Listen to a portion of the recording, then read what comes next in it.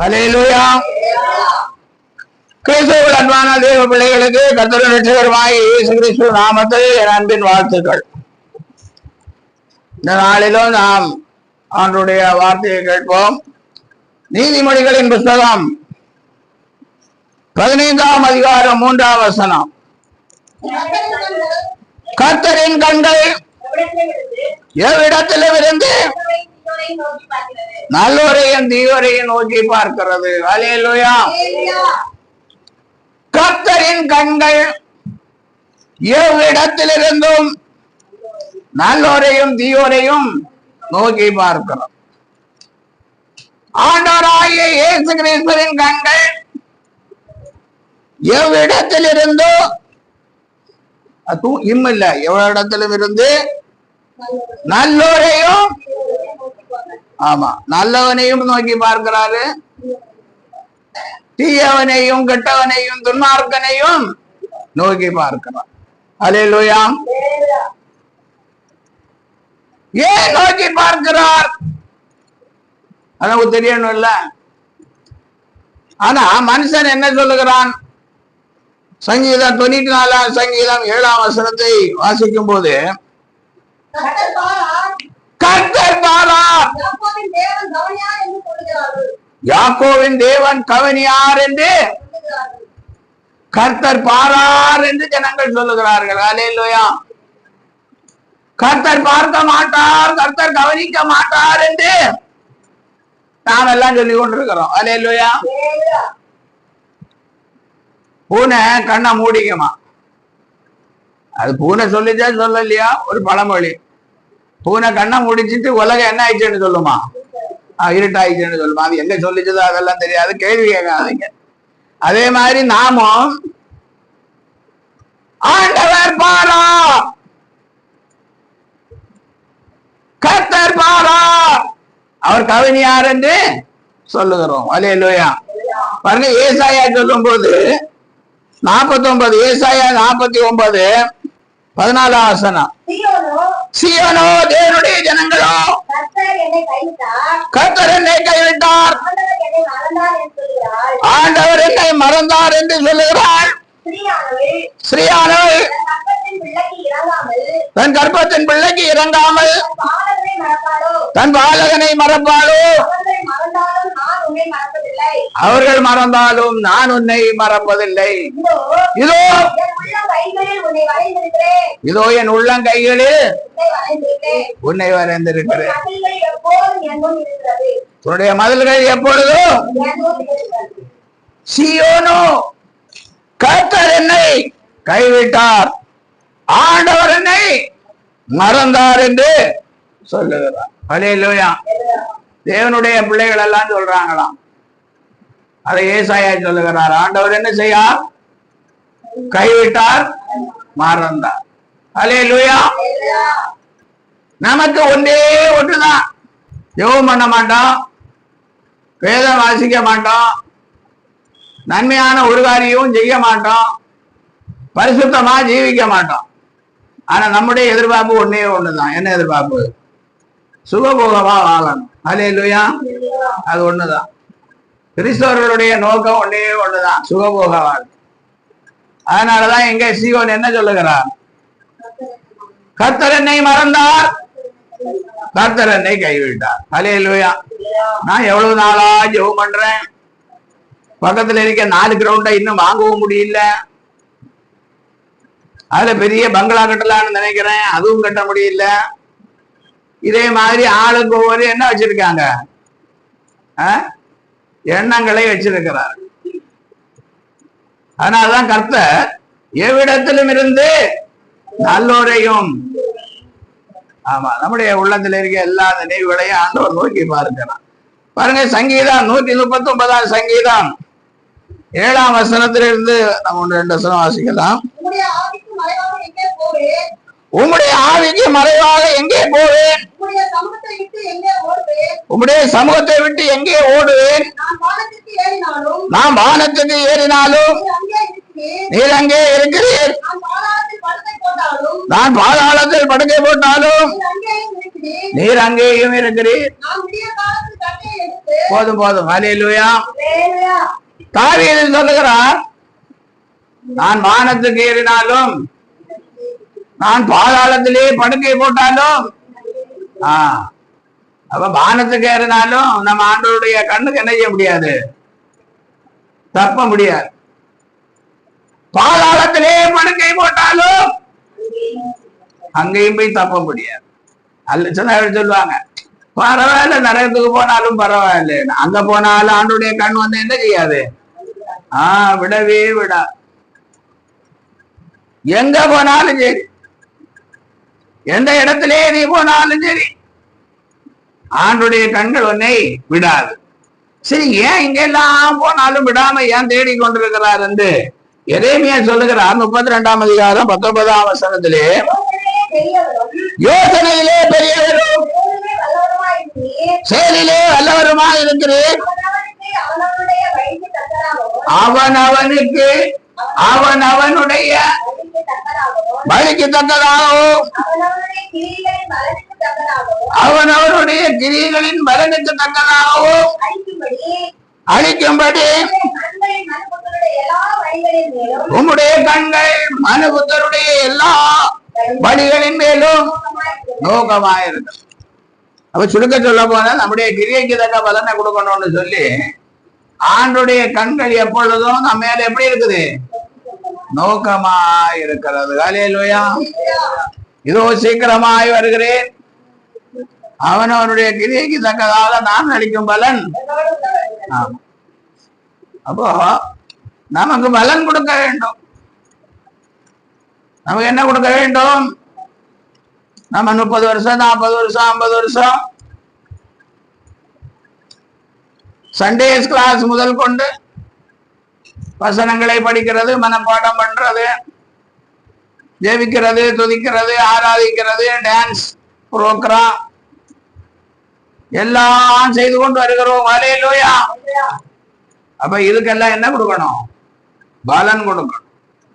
அதனால ஆண்டவருடைய கண்கள் நம்ம மேல் எப்படி இருக்கிறது, நோக்கமாய் இருக்கிறது. 7 மணி ஆராதனைக்கு 8 மணிக்கு வருவோம். அப்புறம் 7 மணி ஆராதனைக்கு 7:45 வந்துட்டு 8:30 மணிக்கு கரெக்டா என்ன செய்வோம், கிளம்பி போகும். இதெல்லாம் ஆண்டவருடைய கண்கள் என்ன செய்கிறது, நோக்கி பாக்குதா பாக்கலையா? இதெல்லாம் சின்ன சின்ன காரியத்துல நம்ம விழிப்புடன் இல்லை என்றால் பெரிய பெரிய காரியங்களை எப்படி செய்வோம்? இது ஒரு சாதாரண காரியம், உங்களுக்கு எல்லாருக்கும் தெரியும். பிள்ளைங்களை 8 மணிக்கு ஸ்கூலுக்கு போகணும்னு சொன்னா சாதம் ரெடி ஆகுது, டிஃபன் ரெடி ஆகுது, பிள்ளைகளுக்கு ட்ரெஸ் போடுறது, தலைவாடுறது எல்லாம் ரெடி ஆகுது. 8 மணிக்கு 5 நிமிஷத்துக்கு முன்ன ஸ்கூல்ல வாசல்ல போய் நின்னாச்சு. ஹல்லேலூயா. ஹல்லேலூயா. ரெடி ஆகுதா, ரெடி ஆகலையா? ஆனா நமக்கு சண்டே ஞாயிற்றுக்கிழமைக்கு டிஃபனும் ரெடி பண்ண வேண்டாம், சாப்பாடும் ரெடி பண்ண வேண்டாம். அத இருக்கிற அந்த துணியை ஒன்ன கட்டி கொண்டு என்ன செய்யணும், 7 மணிக்கு வரணும். அதுக்கு என்ன செய்ய முடியலையே. நானும் பல வருஷமா சொல்லி கொண்டிருக்கிறேன், நானும் எத்தனையோ வருஷமா சொல்லி கொண்டிருக்கிறேன், முடியலையே. ஹல்லேலூயா. அப்ப ஆண்டவர் நமக்கு என்ன பலன் கொடுப்பார்? நம்முடைய கிரியை எப்படி இருக்கிறது? கஷ்டமா தான் இருக்கும். காலையில 5 மணிக்கு தூக்கம் எழும்புறது கஷ்டமா தான் இருக்கும். ஒருவேளை 12 மணிக்கு தான் தூங்கி இருப்பீங்க, தூங்குங்க. இல்ல அப்பவே ரெஸ்ட் குடிங்க, அப்பவே ரெஸ்ட் பண்ணுங்க. 6 மணிக்கு எழும்பி வந்துருங்க, அப்படியே முகத்தை கழுவிட்டு. ஹல்லேலூயா. ஐடியா எப்படி இருக்கு? சொல்றாங்க நான் 12 மணிக்கு தான் தூங்குறேன், தூங்கு. இல்ல தூங்காம விழிச்சிரு. இல்ல அப்பவே பேண்ட் சட்டை எல்லாம் போட்டு கொண்டே உட்காந்துரு. இல்ல அப்பவே சாரியை கட்டி கொண்டு உட்காந்துரு.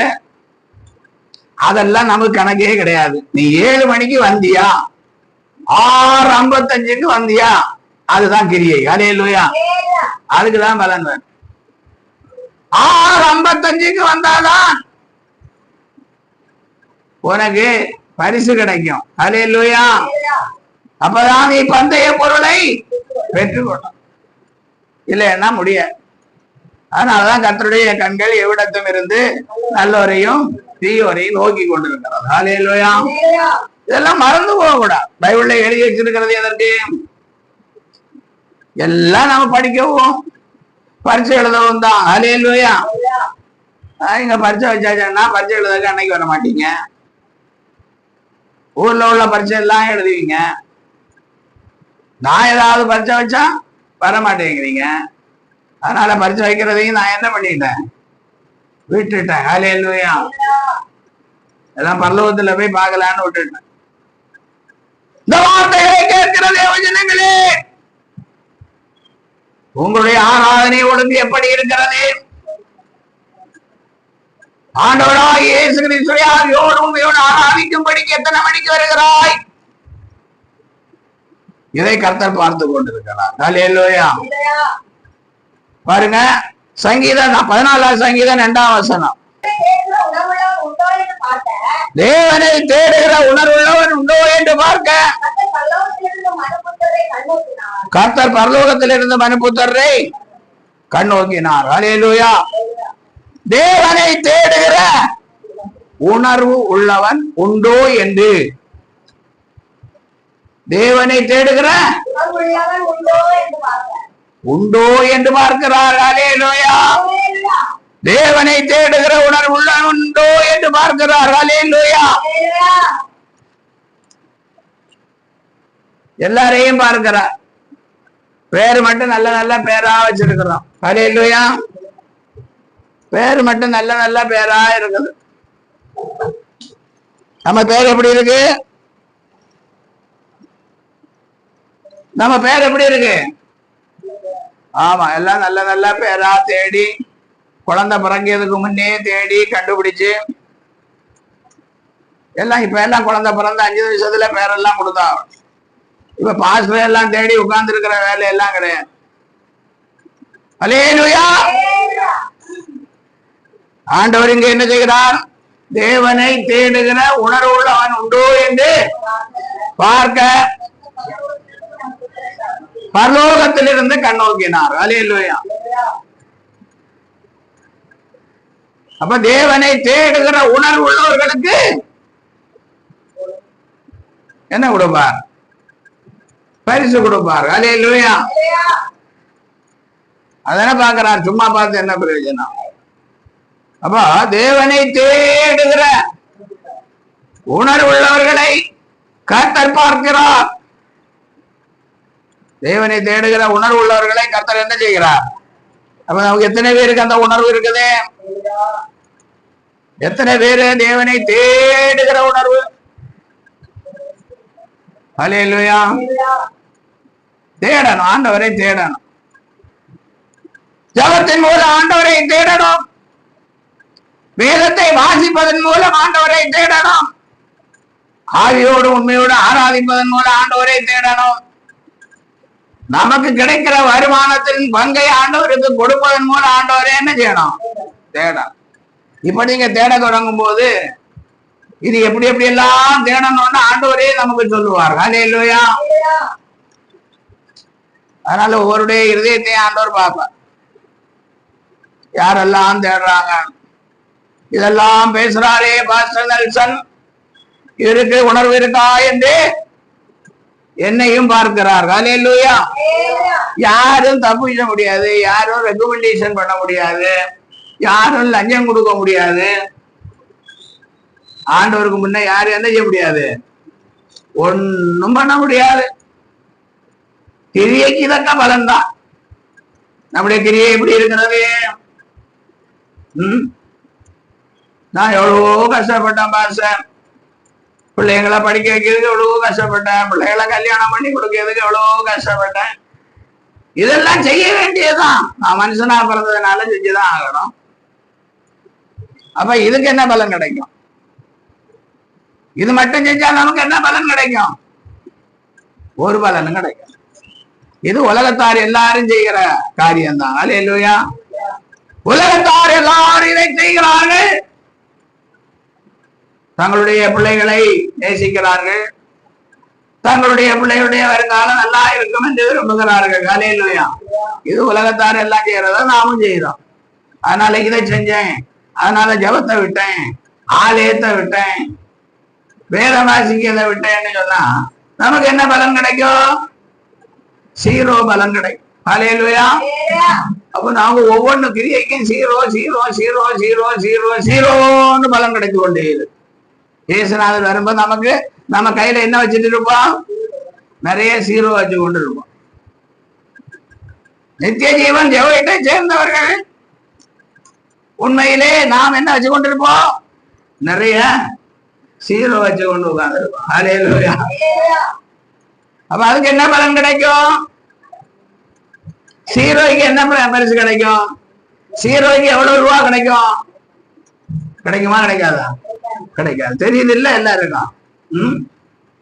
பாருங்க, ரோமர்கள் நிருபம் 1ஆம் அதிகாரம் 21ஆம் வசனம். அவர்கள் தேவனை அறிந்தும் அவரை தேவன் என்று மகிமைப்படுத்தாமலும் சோதரியாமலும் இருந்து தங்கள் சிந்தனைகளினாலே வீணரானார்கள். உணர்வில்லாதவருடைய இருதயம், உணர்வில்லாதவருடைய இருதயம் என்ன இருக்குது? இருளாயிருக்கான். ஆண்டவரை தேடனுள்ள உணர்வில்லாதவருடைய இருதயம் இருள் அடைந்து இருக்கிறது. அல்லேலூயா. அங்க ஒளியான இயேசு இல்லை. இப்ப நாமே நிதானித்து பார்ப்போம். ஜபம் இல்ல, வேதம் வாசிக்கிறது இல்ல, துதிக்கிறது இல்ல. அப்ப நம்முடைய இதயம் எப்படி இருக்கு? சத்தமா சொல்லுங்க. நம்முடைய இதயம் எப்படி இருக்கு? இருளடைந்து இருக்கிறது. பிரசங்கம் பண்ணினாலும் பாஸ்டர் தேவனை துதிக்கல, வேதம் வாசிக்கல, ஜெபிக்கல. அப்ப பாஸ்டருடைய இதயம் எப்படி இருக்கும்? எப்படி இருக்கும்? தைரியமா சொல்லுங்க. பாஸ்டருடைய இதயம் இருள் அடைந்து இருக்கும். அகில உலகத்தில் உள்ள எல்லா பாஸ்டருடைய இதயம் எப்படி இருக்கும்? இருள் அடைந்து இருக்கும். அல்லேலூயா. முதலோட வாசிப்போம். அவர்கள் தேவனை அறிந்தும் அவரை தேவன் என்று மகிமைப்படுத்தாமலும் சோதரியாமலும் இருந்து தங்கள் சிந்தனைகளினாலே வீணரானார்கள். உணர்வில்லாத அவருடைய இருதயம். ஆமா. அதனாலதான் டாக்டர் போய் பம்பிங் பண்ணிட்டு இருக்கிறாரு. டாக்டர் என்ன பண்றாரு? ஆமா, இருதயத்தை பம்பிங் பண்ண வேண்டியதா இருக்கிறார். இதயத்தை என்ன பண்ண வேண்டியது இருக்குது? ஆமா, ஒண்ணும் செய்யாம. அடுத்தபடியாய் பார்க்கும் போது ஆண்டவர் சில காரியங்களை பார்க்கிறார். பாருங்க, எல்லாரையும் பார்க்கிறார். ஆனா 1 2 பார்த்துக்கலாம். லூக்கா 19:5 நான் வாசிக்கும் போது அங்கே யோனா ஒரு மரத்தின் மேலே என்ன செய்கிறான்? ஆண்டவரை பார்ப்பதற்கு ஏறி உட்கார்ந்து இருக்கிறான். அந்த இடத்தில் வந்தபோது அண்ணாந்து பார்த்து அவனை கண்டு, சைவே, நீ சீக்கிரமா இறங்கி வா, இன்றைக்கு நான் உன் வீட்டிலே. அப்போ இங்க சகைவு என்ன செய்கிறார்? ஆண்டவர் எப்படிப்பட்டவரோ என்று பார்க்க வகை தேடினான். முன்னாக ஓடினான். ஒரு காட்டத்தி மரத்தின் மேலே ஏறி உட்கார்ந்திருந்தான். இயேசு போகும்போது இயேசு என்ன செய்யணும்? ஆமா, அவர் பெரிய போஸ்டிங்ல இருக்கிறார், நிதியமைச்சர் மாதிரி. அப்போ அவருடைய இந்த கிரியைகளை ஒன்னொன்னா ஆண்டவர் பார்த்து கொண்டே இருக்கிறார். சைவே, நீ சீக்கிரமா என்ன செய், இறங்கி வா. நான் இன்றைக்கு என்ன செய்யணும்? உன்னுடைய வீட்டிலே தங்கணும். அல்லேலூயா. ஆண்டவரை பார்க்க வகை தேடினால், நல்ல பின்னானவைகளை எல்லாம் மறந்து முன்னோக்கி ஓடினால், அப்படியே உயரமான இடத்திலே ஏறி உட்கார்ந்திருந்தால் ஆண்டவர் எல்லாத்தையும் பார்க்கிற ஆண்டவர் சீக்கிரமா இறங்கி வான்னு சொல்றார். சீக்கிரமாய். அது மாத்திரமல்ல, என்ன சொல்லுவார்? இன்றைக்கு, ஆமா, இன்றைக்கு உன் வீட்டுலதான் சாப்பாடு. இல்லைன்னா ஆண்டவர் ஒன்னும் சொல்ல மாட்டாரு, கூப்பிடவும் மாட்டாரு, வீட்டுக்கு வரவும் மாட்டார். ஹல்லேலூயா. இருளடைஞ்ச இருதயம் இருளடைஞ்சிருக்கும். ஹல்லேலூயா. அடுத்தபடியாய் பார்க்கும்போது மத்தேயு 14ஆம் அதிகாரம் 16ஆம் வசனம். சீமோன் பேதுரு பிரதியுத்தரமாக,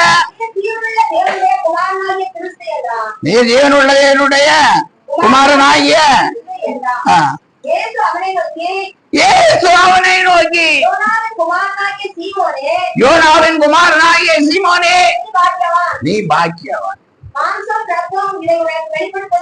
மாம்சமும் ரத்தமும் இதை உனக்கு வெளிப்படுத்தவில்லை, பரலோகத்தில் இருக்கிற பிதா இதை உனக்கு வெளிப்படுத்த. சீமோன் பேதுரு பிரதியுத்தரமாக என்ன சொல்லுகிறார்? ஜீவனுள்ள தேவனுடைய குமாரனாகிய கிறிஸ்து என்றான் இயேசு. அப்போ அது வரைக்கும் அப்படி ஒண்ணும் யாரும் சொல்லல. அதான் சொல்லுகிறார், நீ பாக்கியவான். ஹல்லேலூயா. தொடர்ந்து வாசிக்கும் பார்த்தா, இந்த பாறையின் மேல் என்ன செய்வேன்? நீ எப்படி இருக்கிறாய்? மேலும் நான் உனக்கு சொல்லுகிறேன், நீ பேதுருவாய் இருக்கிறாய். இந்த கல்லின் மேல் என் சபையை கட்டுவேன், பாதாளத்தின் வாசல்கள். அப்போ நாம் என்ன செய்யணும்? இயேசு யார் என்ன அறிந்திருக்க வேண்டும். ஹல்லேலூயா. இயேசுவை அறியாம ஒரு போட்டாவையும் செஞ்சு வச்சு ஒரு பூமாலையும் போட்டு கீழே ஒரு லைட்டையும் கொளுத்தி வச்சு சாம்பிராணி புகையும் போட்டு சாம்பிராணி திரியையும் கொளுத்தி வச்சு சாஷ்டாங்கமாய் விழுந்து, ஹல்லேலூயா, ஜீவன் உள்ள தேவனுக்கு யாராவது செய்வாங்களா?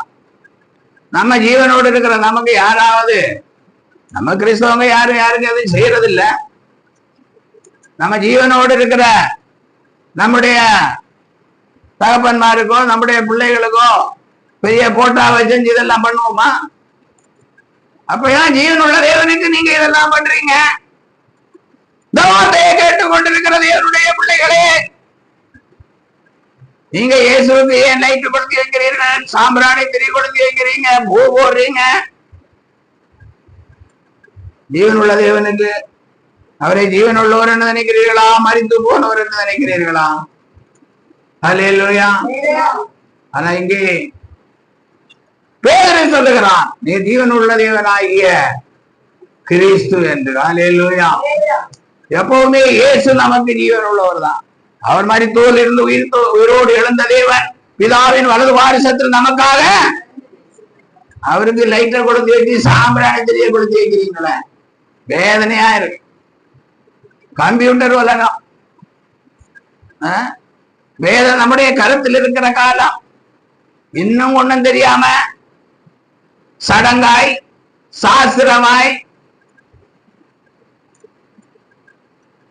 எத்தனை காலம்தான் இப்படி நீங்க வாழ்ந்து நரகத்துக்கு போவீங்களோ தெரியல. நம்பிக்கை அவங்கள கேட்டாலும் நாங்க பரலோகத்துல போவோம், அங்க போய் விளக்கு கொளுத்தி வைப்போம், அங்கேயும் போய் இயேசுக்கு படத்தை வச்சு விளக்கு கொளுத்தி வைப்போங்கிறாங்க. ஹல்லேலூயா. இதெல்லாம் ஒண்ணும் வேலைக்கு ஆகாது. ஹல்லேலூயா. பாருங்க, மத்தேயு 15ஆம் அதிகாரம் 7-8 வசனங்கள் வாசிங்க. மாயக்காரராகிய உங்களை குறித்து இந்த ஜனங்களை தங்கள் வாயினால் என்னிடத்தில் சேர்ந்து தங்கள் உதடுகளினால் என்னை கனம் பண்ணுகிறார்கள்,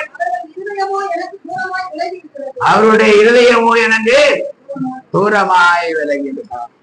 என்ன சொல்லுகிறார்? இந்த ஜனங்கள் என்ன செய்கிறார்கள்? நீங்க எல்லாரும் என்ன செய்யறோம்? நானும் சேர்ந்து என்ன செய்யறோம்? வாயினால ஆமா, வாயினால என்னிடத்தில் சேர்ந்து தங்கள் உதடுகளினால் என்னை கனம் பண்ணுகிறார்கள், அவர்கள் இருதயமோ எனக்கு தூரமாய் விலகி இருக்கிறது. மத்தேயு 7:21 வாசிக்கும் போது இதுக்கு அர்த்தம் அங்கே இருக்குது. பரலோகத்தில் இருக்கிற என் பிதாவின் சித்தத்தின்படி செய்கிறவனே பரலோக ராஜ்யத்தில் பிரவேசிப்பானே அல்லாமல் என்னை நோக்கி கர்த்தாவே கர்த்தாவே என்று அதில் பிரவேசிப்பதில்லை. அல்லேலூயா அல்லேலூயா. உள்ளோட வாசிங்க. பரலோகத்தில் இருக்கிற என் பிதாவின் சித்தத்தின்படி செய்கிறவனே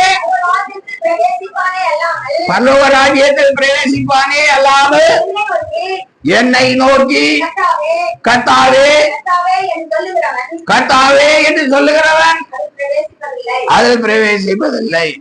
பரலோக தேவனுடைய சித்தத்தை செய்யணும். அல்லேலூயா. அப்பதான் பரலோகம் போக முடியும். சும்மா கர்த்தாவே கர்த்தாவேன்னு 5 நிமிஷம் கூப்பிட்டா போவோம்னு நினைக்காதீங்க. அல்லேலூயா. அதனால கிறிஸ்துவுக்குள் அன்பானவர்களே, தேவனை தேடுகிற உணர்வுள்ளவன் உண்டோ என்று தேவன் பரலோகத்திலிருந்து மனுபுத்தரை நம்ம எல்லாம் பார்த்து கொண்டிருக்கார். பரலோகத்திலிருந்து பார்க்கிறோம். நாம எல்லாம் தேவனை தேடுகிறோமா இல்ல வேற எதையாவது தேடுகிறோமான்னு பார்த்து கொண்டிருக்கிறார். அல்லேலூயா. மாயை உலகம் அதையும் நம்பாதே, மக்கள் மனமும் மாறி போகுமே, ஜீவனை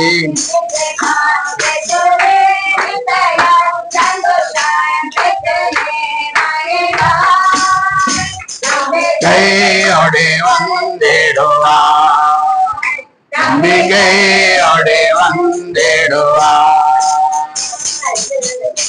அல்லேலூயா. அப்ப மாய உலகத்தை விட்டு ஆண்டவரை தேடுகிற உணர்வுள்ளவர்களாய் நாம் மாற வேண்டும். அல்லேலூயா. அடுத்தபடியாய் பாருங்க, சங்கீதம் 32ஆம் சங்கீதம் 8ஆம் வசனம். நான் உனக்கு போதித்து நான் உனக்கு போதித்து நடக்க வேண்டிய வழியை உனக்கு காட்டுவேன், உன்மேல் என் கண்ணை வைத்து. அப்போ தேவன் எவ்விடத்திலும் இருந்து நல்லோரையும் தீயோரையும் எதற்கு நோக்கி பார்க்கிறார்? கண்களை வைத்து ஆலோசனை சொல்லும்படி. அல்லேலூயா. இயேசு கிறிஸ்து நமக்கு ஆலோசனை சொல்லி இருக்கிறாரா? நிறைய ஊழியக்காரர்களுக்கு அப்படியே நிமிஷத்துக்கு நிமிஷம் ஆண்டவர் சொல்லிட்டே இருப்பார். இன்னும் நிறைய விசுவாசிகளுக்கு கூட அப்படிதான், நிமிஷத்துக்கு நிமிஷம் பேசிக்கொண்டே இருப்பாங்க. அதுலயும் சகோதரிகளுக்கு நிறைய பேசிக்கொண்டு இருப்பாங்க. ஏன்னா கொஞ்ச நேரத்துக்கு முன்னதான் புருஷனை கெட்ட கெட்ட வார்த்தையா திட்டி இருப்பாங்க, பிள்ளைங்களை கெட்ட கெட்ட வார்த்தையா திட்டி இருப்பாங்க. இப்ப இயேசுநாதர் என்ன பண்றாரு? அவங்கள்ட்ட பேசிக்கொண்டே இருக்கிறார். அதே மாதிரி தேவபக்தி இல்லாத ஊழியக்காரர்கள் கட்ட எல்லாம் ஆண்டவர் என்ன பண்ணி கொண்டிருக்காரு? பேசிக்கொண்டே இருக்கிறார். எவ்வளவு காசு சம்பாதிக்கிறதுக்கு வேண்டி இயேசு கிறிஸ்துவை ஏமாற்றி ஜனங்களை ஏமாற்றி கொண்டிருக்கிறார். வேதம் சொல்லுகிறது, அவர் உண்மையில் கண்களை வைத்து, ஆமா, கண்களை வைத்து ஆலோசனை சொல்ல அதற்கு வேண்டி பார்த்து கொண்டே இருக்கிறார். அல்லேலூயா. நாத்தான் வேல் என்று ஒருவன் இயேசு கிறிஸ்து நடத்த காரியத்தை பற்றி பேசும்போது, ஆசிரியர் ஏதாவது நன்மை வரக்கூடும். அப்போ ஆண்டவர் சொல்லுகிறார், பிலிப்பு உன்னை சந்திப்பதற்கு முன்ன நீ அத்திமரத்துக்கு கீழே இருக்கும் போதே யோவான் 1ஆம் அதிகாரத்தில் இயேசு நாத்தான் வேலை கண்டு, இயேசு நாத்தான் வேல் தன்னிடத்தில் வர கண்டு அதனை குறித்து இதோ கவடற்ற உத்தம இஸ்ரவேலன் என்றார். அதற்கு நாத்தான் வேல், என்னை நீர் எப்படி அறிவீர் என்றான். அல்லேலூயா. கவடற்ற உத்தம இஸ்ரவேலன் என்று இயேசு சொன்ன போது அவங்க கேக்குறாங்க, என்ன உங்களுக்கு எப்படி தெரியும்? அல்லேலூயா. கொஞ்ச நேரத்துக்கு முன்னதான் உங்க பத்தி நான் என்ன பண்ணிட்டு இருக்கிறேன்? பேசி கொண்டிருக்கிறேன். நாசரேத்திலிருந்து யாதொரு நன்மையும் வரக்கூடுமான்னு நான் உண்மை பற்றி பேசிட்டு இருக்கிறேன். நீர் என்ன போய் கவடத்த உத்தம இஸ்ரவேலன் என்று சொல்லுகிறீங்க என்று கேட்கிறார். அல்லேலூயா. அதற்கு இயேசு என்ன சொல்லுகிறார்? இயேசுவை நோக்கி, பிலிப்பு உன்னை அழைக்கிறதற்கு முன்னே நீ அத்திமரத்தின் கீழ் இருக்கும் போதே உன்னை கண்டேன், உன்னை பார்த்தேன். ஹல்லேலூயா, ஹல்லேலூயா. பிலிப்பு உன்னை அழைக்கிறதற்கு முன்னே நீ எங்க இருந்த? அத்திமரத்து கீழே உட்கார்ந்து இருக்கும் போதே உன்னை பாருங்க. நம்முடைய அசைவையும் பார்க்கிறார், நம்முடைய எல்லா பேச்சையும் செயல்களையும் ஆண்டவர் பார்க்கிறார். ஹல்லேலூயா. இப்ப கர்த்தருடைய கண்கள் எவ்விடத்திலும் இருந்து நல்லோரையும் தீவரையும் நோக்கி பார்த்து கொண்டிருக்கிறது. ஹல்லேலூயா. பாருங்க, சங்கீதம் 94 சங்கீதம் 11 வசனம். மனுஷனுடைய யோசனைகள் வீணென்று கர்த்தர் அறிந்திருக்கிறார். கர்த்தாவே, துன்மார்க்கனுக்கு குடிவெட்டப்படும் வரைக்கும் தீங்கு நாட்களில் அமர்ந்திருக்க பண்ணி சிக்ஷித்து உம்முடைய வேதத்தை கொண்டு போதிக்கிற மனுஷன். மனுஷனுடைய யோசனைகள் எல்லாம் வீண், நான் எனக்கு சொந்தமாய் பேசுகிறதெல்லாம் வீண். ஹல்லேலூயா. ஆனா கர்த்தருடைய வேதத்தை கொண்டு சிக்ஷித்து பேசினால் அதற்கு பலன் உண்டு. ஹல்லேலூயா. நல்ல இனிப்பா பேசுறாங்களேன்னு போய் உட்கார்ந்து இருந்தா அது வீண் என்று ஆண்டவர் சொல்லுகிறார். மனுஷனுடைய யோசனைகள் வீண் என்று கர்த்தர் சொல்லுகிறார். ஹல்லேலூயா. பாருங்க, லூக்கா எழுதின சுவிசேஷம் 12ஆம் அதிகாரம் 16ஆம் வசனம். லூக்கா 12ஆம் அதிகாரம். அல்லாமலோ ஒரு ஓமையை அவர்களுக்கு சொன்னார். ஐஸ்வர்யம் உள்ளவர்களுடைய நிலம் நன்றாக விளைந்தது. அப்பொழுது அவன், நான் என்ன செய்வேன்? என் தானியத்தை சேர்த்து வைக்கிறதற்கு இடமில்லையே. நான் ஒன்று செய்வேன், என் களஞ்சியங்களை இடித்து பெரிதாக கட்டி எனக்கு விளைந்த தானியத்தையும் என் பொருள்களையும் அங்கே சேர்த்து வைத்து பின்பு ஆத்துமாவே உனக்காக அநேக வருஷங்களுக்கு அநேக பொருட்கள் சேர்த்து வைக்கப்பட்டிருக்கிறது. நீ இளைப்பாரி புசித்து குடித்து பூரிப்பாயிரு என்று என் ஆத்மாவோடு சொல்லுவேன் என்று தனக்குள்ளே சிந்தித்து சொல்லிக் கொண்டான். ஹல்லேலூயா. அவன் எங்க சொல்லி கொண்டிருந்தான்? இதெல்லாம் தனக்குள்ளதான், தனக்குள்ள வெளியே யார்ட்டையும் சொல்லல. ஆத்மாவுக்கு கூட அவர் நல்ல சாப்பாடு போடுறாரு தனக்குள்ளே. ஹல்லேலூயா. அதுக்கு ஆண்டவர் என்ன சொல்லுகிறார்? தேவனோ அவனை நோக்கி, மதியேறனே, உன் ஆத்துமா இன்று ராத்திரி உன்னிடத்திலிருந்து எடுத்துக் கொள்ளப்படும். நீ சேகரித்தவைகள் யாருடையவர்களாகும் என்றார். ஹல்லேலூயா. நம்ம எல்லாம் கணக்கு மேல கணக்கு போட்டு கொண்டிருக்கிறோம். ஹல்லேலூயா.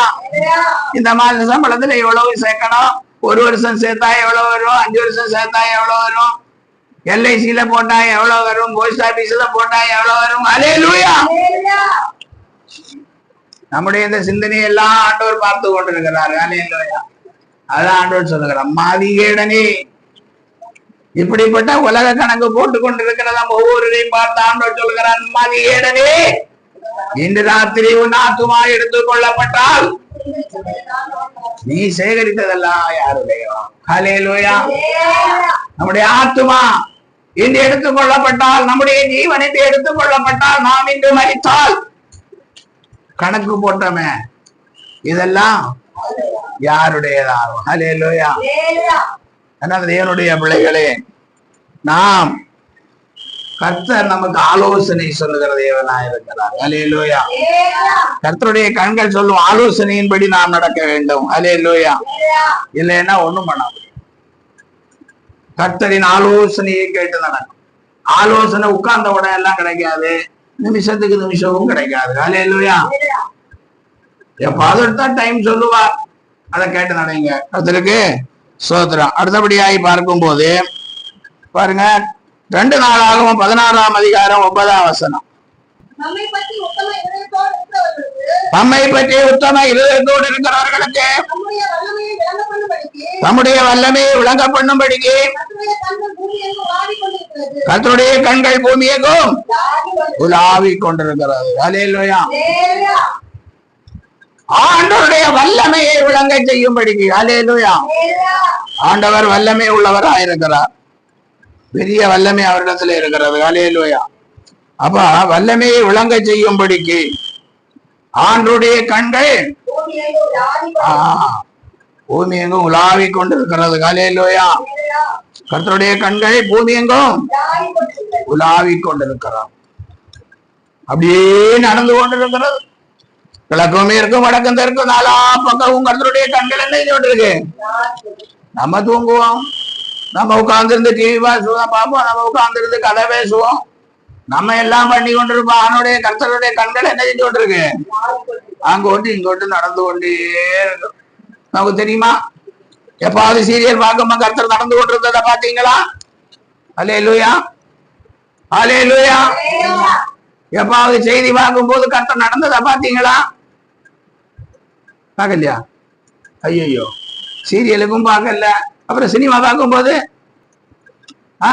அமைதல எங்க சினிமா பார்க்க நேரம் சொல்லி தப்பித்தாள் சொல்லுது. அப்புறம் பேபி சிஸ்டர் என்ன சொல்றீங்க? நான் சீரியல் பார்க்கும்போது ஒரு நாள் நடந்ததை பார்க்க இல்லையா? அல்லேலூயா. இந்த வேதம் என்ன சொல்லுகிறது? தம்மை பற்றும் உத்தம இதயத்தோடு இருக்கிறவர்களுக்கு தம்முடைய வல்லமையை விளங்க செய்யும்படிக்கு கர்த்தருடைய கண்கள் பூமி எங்கு உலாவிக் கொண்டிருக்கிறது. இந்த விஷயத்தில் மதி இல்லாமல் இருக்கிறோம். அல்லேலூயா. அல்லேலூயா.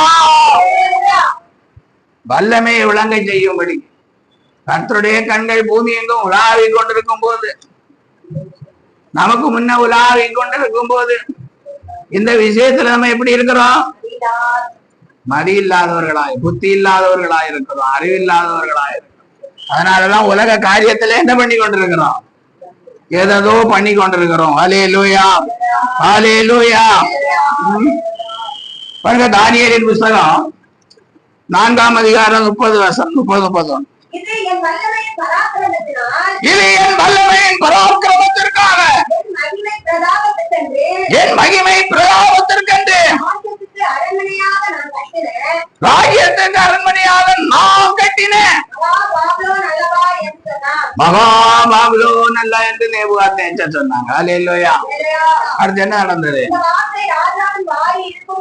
இந்த வார்த்தை ராஜாவின் வாயில் இருக்கும் போது வானத்திலிருந்து ஒரு சத்தம் உண்டாகி, ராஜாவாகிய நேபுகாத்நேச்சாரே, ராஜ்யபாரம் உன்னை விட்டு நீங்கிட்டு மனுஷனிருந்து தள்ளப்படுவாய், வெளியின் மிருகங்களோடே சஞ்சரிப்பாய், மாடுகளை போல புல்லை மேய்வாய். போதும். அல்லேலூயா. வல்லமையின் பராக்கிரமம் என்று சொல்லுகிறார். அல்லேலூயா. என் வல்லமையினால, என் பராக்கிரமத்தினால நான் கட்டின பாபிலோன் என்று சொல்லும் போது என்ன நடந்தது? ராஜ்யபாரம் அவனை விட்டு நீங்கினது, மனுஷரிடத்திலிருந்து தள்ளப்பட்டான், மிருகங்களோட புல்லை மேய்ந்தான் என்று சொல்லப்பட்டிருக்கு. அல்லேலூயா. எப்படிப்பட்ட நிலைமைக்கு ஆளாகிறான்? பெருமை உள்ளவர்களுக்கு தேவன் ஆண்டுடைய வல்லமையை அறியாம பெருமை அடிச்சு கொண்டிருந்தீங்கன்னா அவ்வளவுதான். இதே மாதிரிதான் காரியங்கள் எல்லாம் நடந்து கொண்டிருக்கும். அல்லேலூயா. பாருங்க, சங்கீதம் 68ஆம் சங்கீதம் 34ஆம் வசனம். தேவனுடைய வல்லமையை பிரசித்தப்படுத்துங்கள்,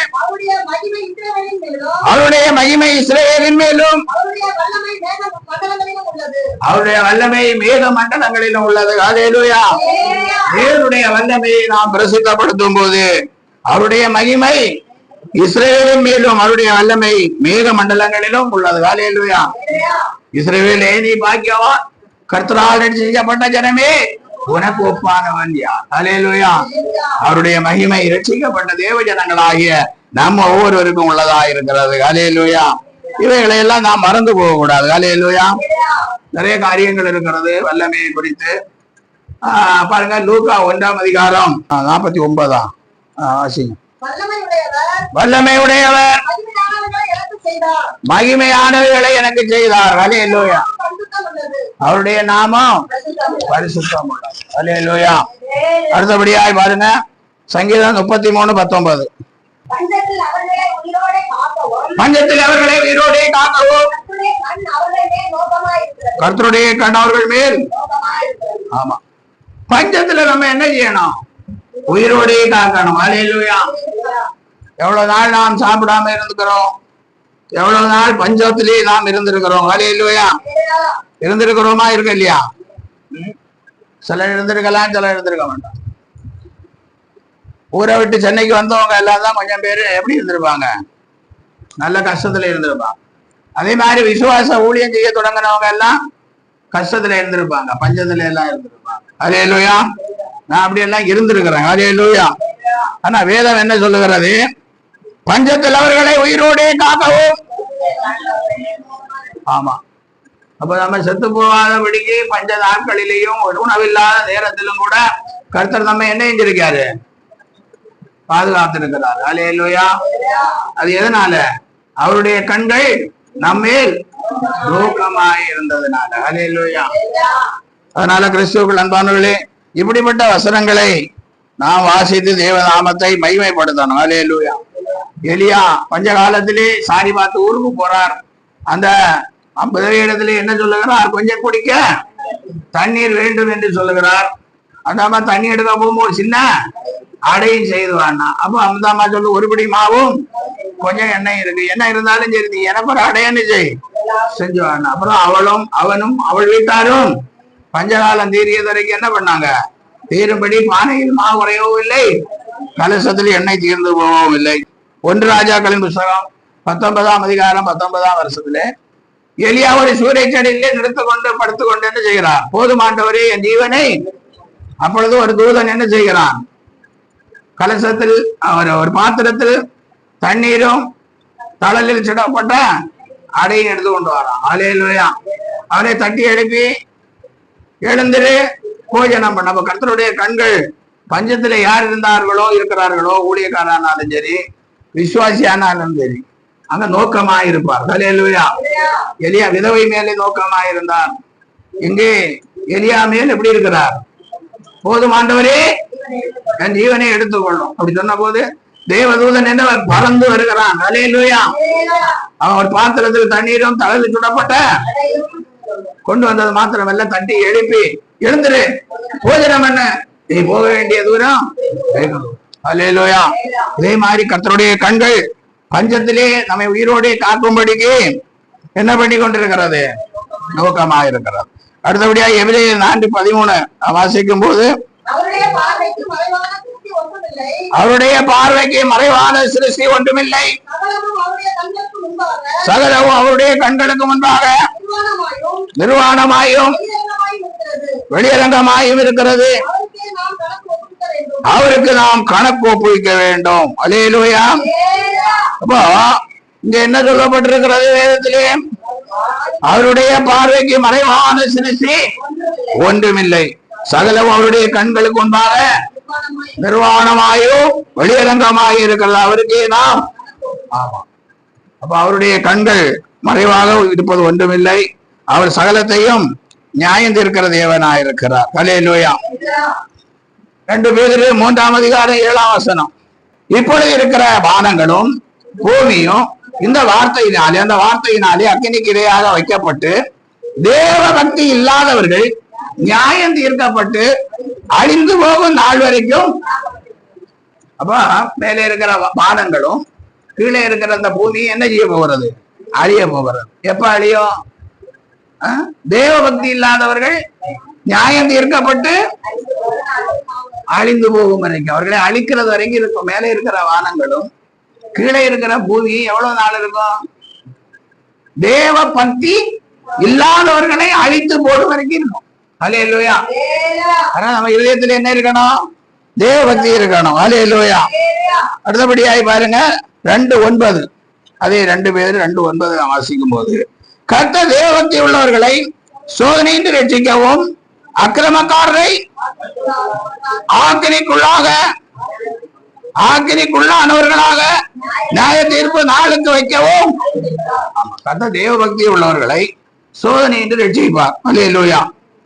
ஆனா அக்கிரமக்காரரை ஆக்கினிக்குள்ளானவர்களாக, அக்கிரமக்காரர் எல்லாம் நியாய தீர்ப்பு நாளுக்கு வைக்க அறிந்திருக்கிறார். அல்லேலூயா. அதனால கிறிஸ்துவுக்குள் அன்பானவர்களே, நிறைய காரியங்கள் இருக்கிறது. அப்போஸ்தலர் 17ஆம் அதிகாரம் 31. மேலும் ஒரு நாளை குறித்திருக்கிறார். மேலும் அவர்தாம் நியமித்த மனுஷனை கொண்டு பூலோகத்தை நீதியாய் நியாயம் தீர்ப்பார். அந்த மனுஷனை மரித்தோரிலிருந்து எழுப்பினதினாலே அதன் நிச்சயத்தை எல்லோருக்கும் விளங்க பண்ணினார் என்றார். அல்லேலூயா. மேலும் ஒரு நாளை குறித்திருக்கிறார். அதிலே அவர் தாம் நியமிக்கப்பட்ட மனுஷனை கொண்டு பூலோகத்தை நீதியாய் நியாயம் தீர்ப்பார். அந்த மனுஷனை மரித்தோரிலிருந்து எழுப்பினதினாலே அந்த நிச்சயத்தை எல்லாருக்கும் விளங்க பண்ணினார் என்றார். அல்லேலூயா.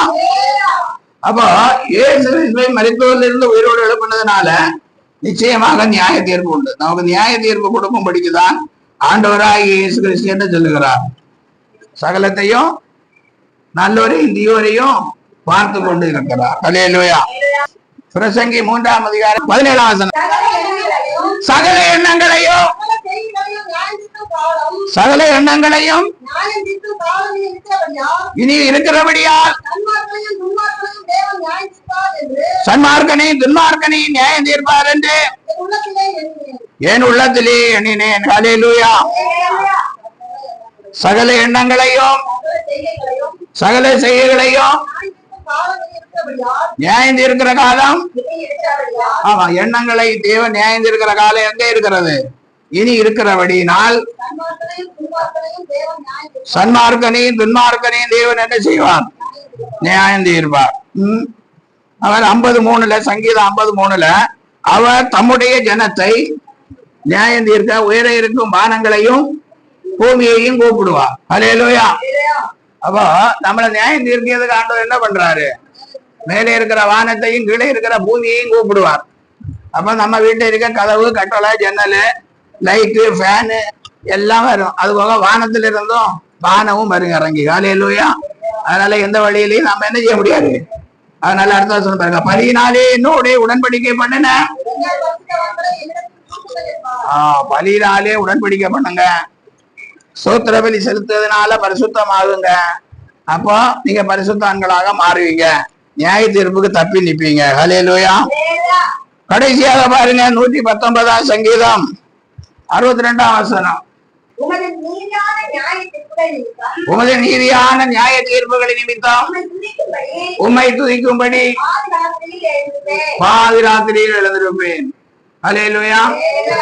நீதியான நியாய தீர்ப்புகள் இருக்கிறதுனால, நியாய தீர்ப்பு நீதியாய் இருக்கிறதுனால உம்மை துதிக்கும்படிக்கு பாதிராத்திரி எழுந்துப்பார். அல்ல, இனி நம்ம ஆண்டவருடைய நியாய தீர்ப்பு நீதியாய் இருக்கிறதுனால நம்ம பாதிராத்திரியில எழுந்து என்ன செய்வோம்? கர்த்தரை துதிப்போம். அல்லேலூயா. கேட்ட வசனங்களை ரொம்ப விவரித்து சொன்னா இன்னும் நிறைய நேரம். எடுத்த பிரசங்க குறிப்புல அங்கொன்னு இங்கொன்னு தான் சொல்லி இருக்கிறேன். அல்லேலூயா. அதனால இந்த கேட்ட வசனங்களையாவது நீங்க நல்லா திரும்ப படித்து இல்ல இந்த செய்தியை திரும்ப கேட்டு, நம்ம வீட்டுல பல வேலைகள் இருக்கும், அந்த வேலைகளை செய்யும் போது கூட யூடியூப்ல வருகிற இந்த செய்தியை நீங்க கேட்டு கேட்டு என்ன செய்யலாம்? ஆவிக்குரிய வாழ்க்கையில பலன் அடையலாம், கர்த்தருடைய வருகைக்கு ஆயத்தமாகலாம். அல்லேலூயா. அதனால பாதிராத்திரியில எழும்பி என்ன செய்யுங்க? கர்த்தரை துதிங்க, நல்லா ஜெபம் பண்ணுங்க. இந்த வார்த்தைகளுக்காக கர்த்தரை ஸ்தோத்திரிப்போம்.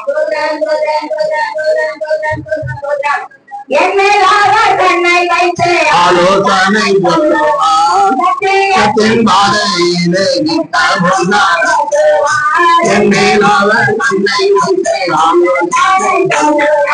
சத்தியத்தின்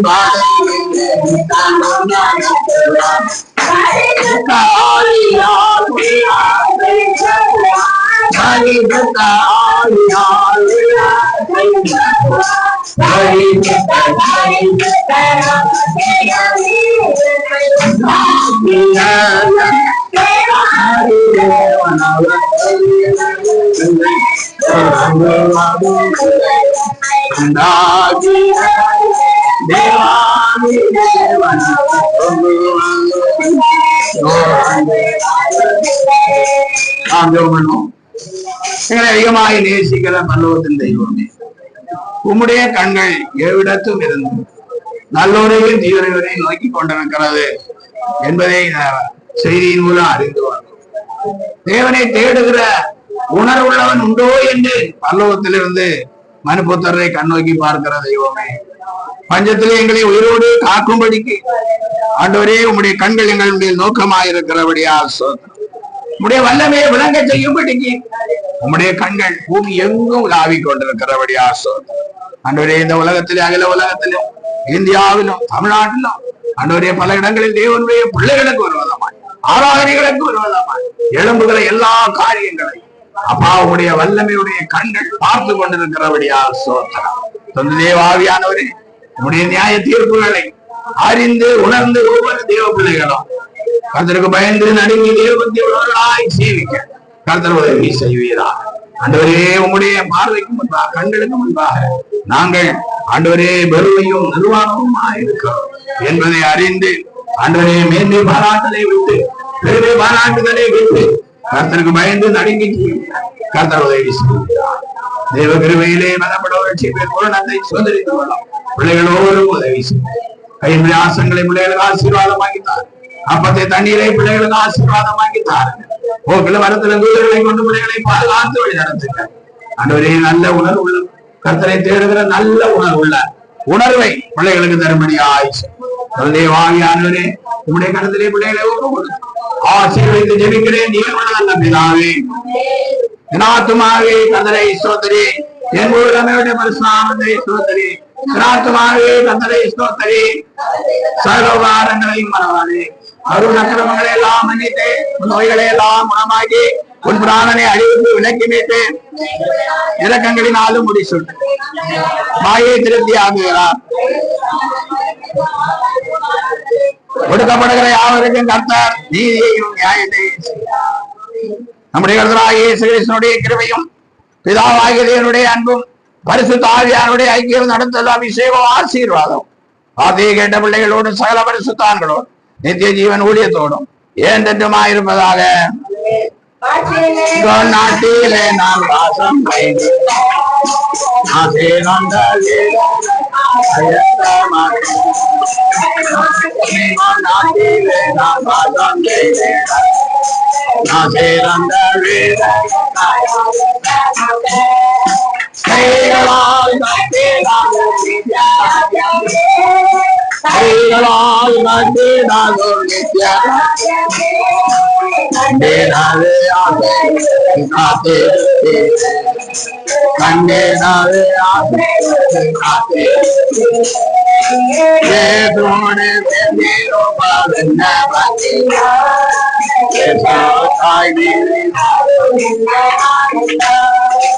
Hallelujah.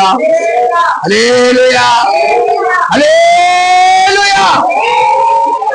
கர்த்தர் உங்களை யாவரையும் ஆசீர்வதிப்பாராக. God bless you. Praise the Lord.